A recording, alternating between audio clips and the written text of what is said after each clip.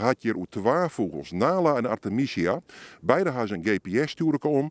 En Nala moet nevens de laatste gegevens hier achter mij in de kwelder zitten. Artemisia die is terugvlogen naar Borkum in Duitsland Helendal. We zullen zien of we Nala vinden kennen en mogelijk ik oren Leppelbekken die het net zenden binnen. Dat doe ik net alleen nog en dat doe ik met Erik Jansen, boswachter ecologie van Natuurmonumenten. Erik komt erbij. Want de vraag is eigenlijk van hoe doen we dat? Het is een heel open landschap waar we hier staan, de Oosterkwelder van Schiermonnikoog.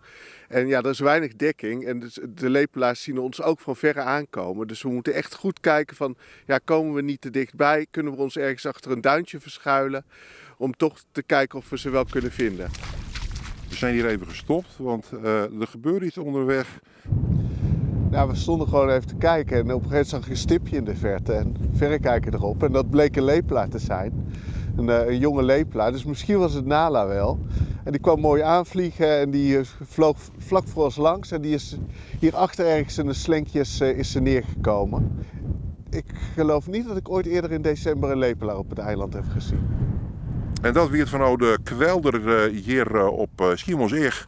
We hebben dus een Leppelbek gevonden. Dat is hartstikke mooi. Maar ja, hoe het verhaal waarom die Leppelbekken hier dus bloeien, daarvan moeten we toch even bij een zaakkundige. Die zocht het warmer wordende klimaat als oorzaak. En zocht ik wat dat met de vogels doet. Hoe het lange tijd was, is dat de lepelaars die in Nederland verbleven in de winter, die zaten eigenlijk vooral in de Zeeuwse delta. En dat zie je nu nog steeds. Het is nog steeds 4 van de 8 vogels nu in Nederland. Die zitten in de Zeeuwse delta.